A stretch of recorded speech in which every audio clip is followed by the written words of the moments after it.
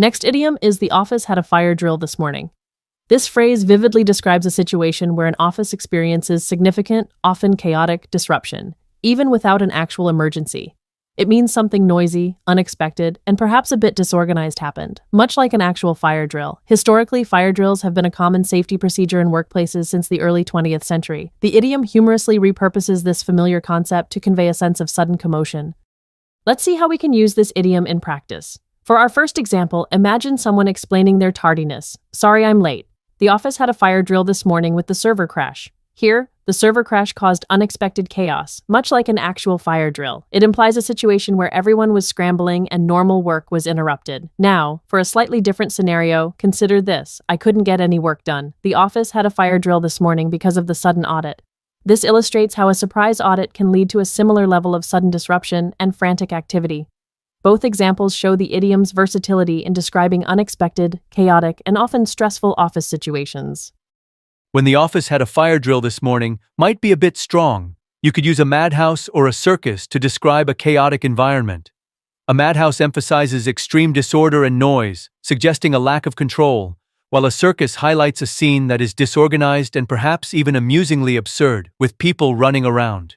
Our idiom, however, specifically suggests a sudden, unexpected burst of activity, often implying people are reacting to a specific event, similar to an actual emergency drill, making it quite distinct. To wrap up, the office had a fire drill. This morning is a wonderfully descriptive idiom for when an office experiences an unexpected and chaotic event, often without a real emergency. Rooted in the familiar concept of workplace safety drills, it perfectly captures that feeling of sudden disruption and frantic activity. So, the next time your workplace is thrown into unexpected pandemonium by something like a major system outage or a surprise announcement, you'll know just the right phrase to use. I'll see you next time with another great expression. Next idiom is, we're investing in this project for the long haul. This expression means that we are committing to something for a considerable duration, expecting benefits or results that will only materialize far in the future. It conveys a sense of patience, persistence, and a belief in the eventual success, even if the journey is challenging. The phrase originated in the early 20th century from the transportation industry, specifically referring to long-distance hauling of goods, which by nature required extended travel and significant effort. Let's explore how to use this idiom with two examples. First, starting a new business is a major undertaking. You have to be in it for the long haul. Here, for the long haul emphasizes the need for sustained effort and patience over many years to make a business successful. It's not a quick sprint, but a marathon. Our second example is, our partnership isn't just for this one project. We're building it for the long haul. This shows that the partners envision a lasting relationship beyond immediate tasks, demonstrating a deep commitment to future collaboration and mutual growth. Both examples perfectly illustrate the idiom's core meaning of long-term dedication. Now, let's look at some similar expressions. For the long term is a close synonym, often used in business or finance to describe investments or plans that are expected to yield results over an extended period. It generally has a more neutral, planning-oriented tone. In it for the duration also implies commitment over time, but it often suggests enduring a specific, possibly difficult period until its conclusion. For the long haul uniquely carries a sense of continuous effort and perseverance, often through challenges, making it slightly more emphatic about the sustained commitment required. To recap, we're investing in this project for the long haul, signifies a deep commitment to something that requires sustained effort and patience, with the expectation of future, distant rewards. Drawing its origins from long-distance transport, it beautifully captures the essence of enduring through the journey. So, the next time you hear or need to express a serious, long-term commitment, remember for the long haul to convey that dedicated, persistent spirit effectively. Keep practicing and you'll master these expressions. I'll see you next time with another great expression. Next idiom is, our company is gaining ground in the Asian market. It means to make steady progress, become more popular, or increase influence. Originating from the 17th century military strategy, it describes armies advancing and securing territory. This phrase vividly conveys making consistent forward movement, much like securing new positions or market share. Let's see it in action. First, despite initial setbacks, the new software startup is quickly gaining ground in the tech industry. This means clear progress. Second, with their innovative designs, local fashion brands are gaining ground against international competitors. This illustrates increasing market share. Both examples emphasize forward momentum and success in competitive situations. Similar phrases are make headway and gain traction. Make headway means to advance, perhaps slowly. Gain traction means gaining support and momentum. Gaining ground highlights steady, competitive progress, increasing influence or market share, often against rivals. In summary, gaining ground means making steady progress and increasing influence from military advances. Use it when a company expands its market or an idea gains acceptance. It concisely conveys forward momentum and success, especially in competitive situations. Keep practicing, and you'll definitely gain ground in your English. I'll see you next time with another great expression. Next idiom is I got a second wind and finished the marathon. This phrase captures regaining energy or motivation after exhaustion or discouragement, enabling you to push through and complete a task. Its origin lies in 19th century British athletic endeavors, where runners literally felt a second wind, a sudden recovery of breath and stamina, allowing them to finish strong. It's a metaphor for perseverance.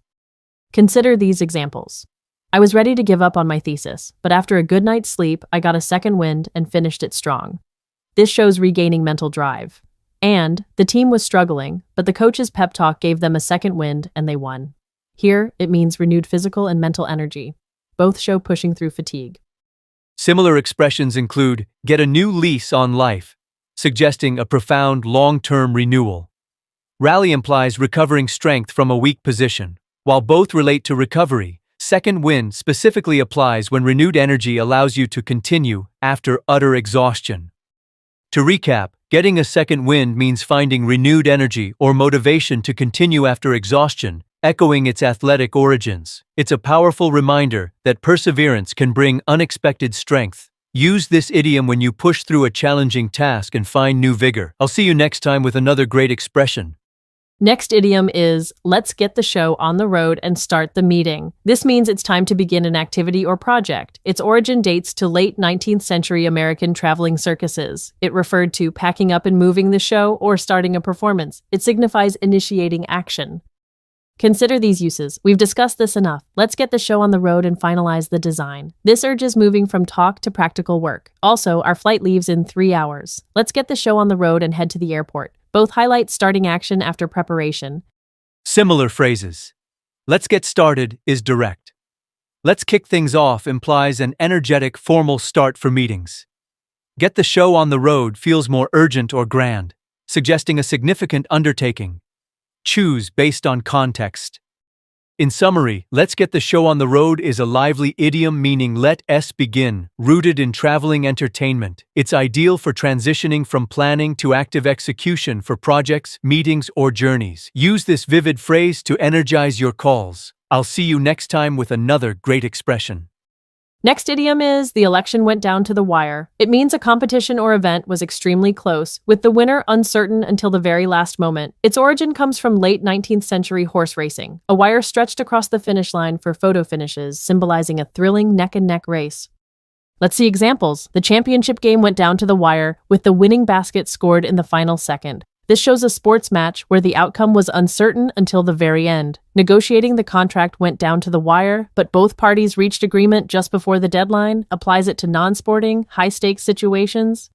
Neck and neck describes very close competitors, often literally side by side.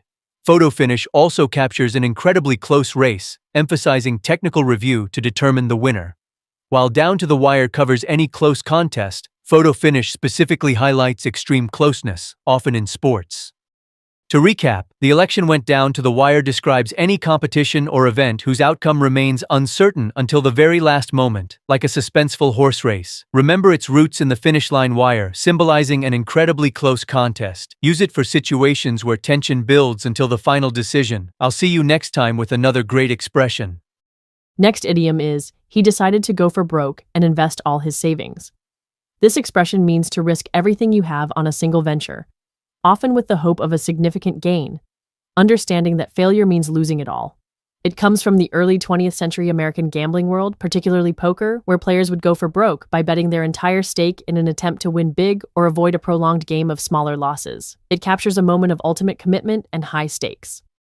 Let's look at how go for broke works in practice. First, after years of struggling, she decided to go for broke and launch her own tech startup with all her severance pay. Here, it vividly illustrates a person making a high-stakes, all-in career move. She's risking financial stability for a chance at a big success. Then, we have, with only 1 minute left in the game, the coach told his team to go for broke and try an unconventional play. This example shows the idiom used in a sports context, where a team must risk everything on one desperate strategy for a chance to win, highlighting the high-pressure, make-or-break situation. Both scenarios depict a complete commitment to a single risky action. When you want to convey a similar idea, put all your eggs in one basket also implies risking everything on one venture, but often carries a subtle warning about potential vulnerability. Another direct option is risk it all, which simply means taking a huge gamble. While go for broke emphasizes the bold, often desperate decision to attempt a big win with total commitment, put all your eggs in one basket often highlights the danger of concentrating all resources, and risk it all is a broader term for taking a large chance. To recap, go for broke means to risk everything you have on a single, often high-stakes venture, hoping for a significant return. Its roots are in early 20th century American gambling, especially poker, where players would bet their entire stake.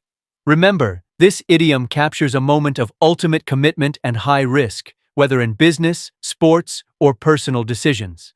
So next time you hear someone taking a massive chance, you'll know exactly what they mean when they go for broke. I'll see you next time with another great expression.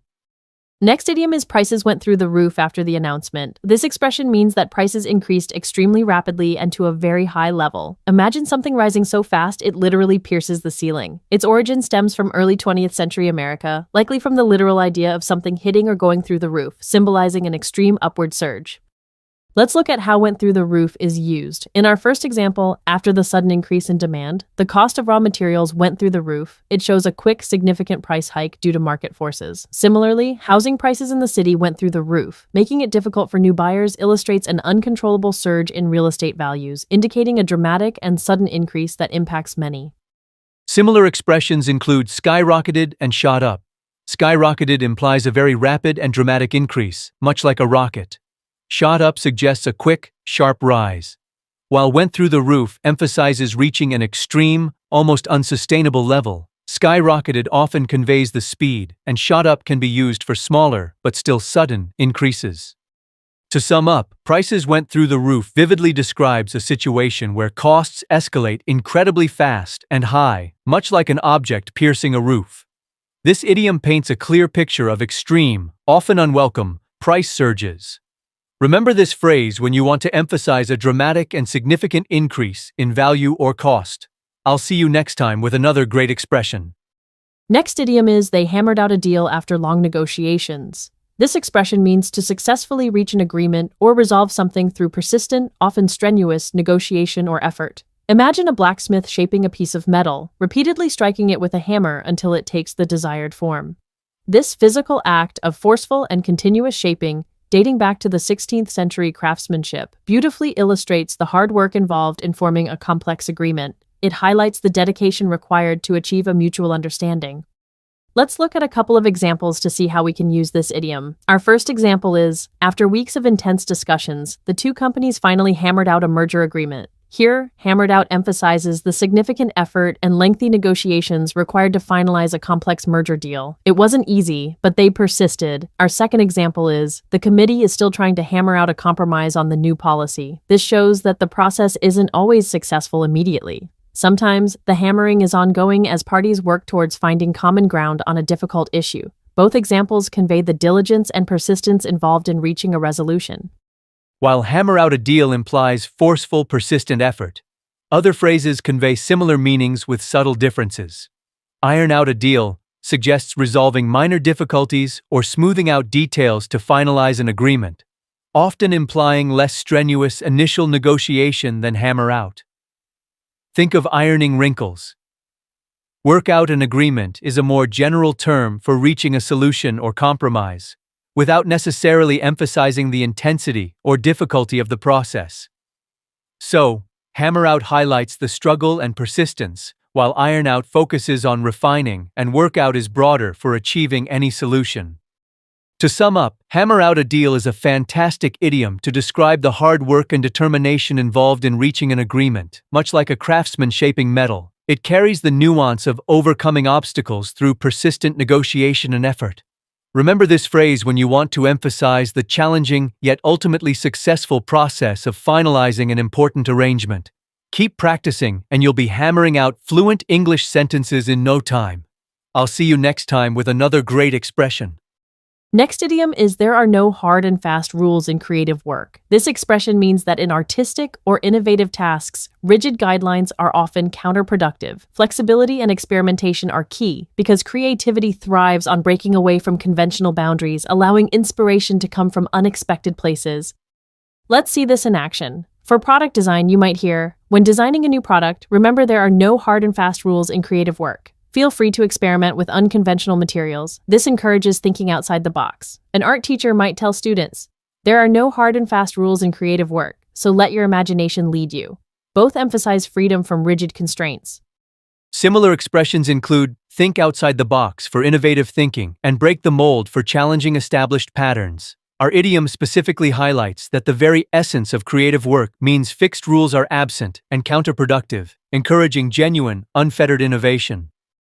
To recap, there are no hard and fast rules in creative work emphasizes that flexibility and innovation are essential. It reminds us creativity flourishes when rigid expectations are abandoned. So, for your next creative project, embrace spontaneity and unconventional approaches to achieve truly original results. I'll see you next time with another great expression.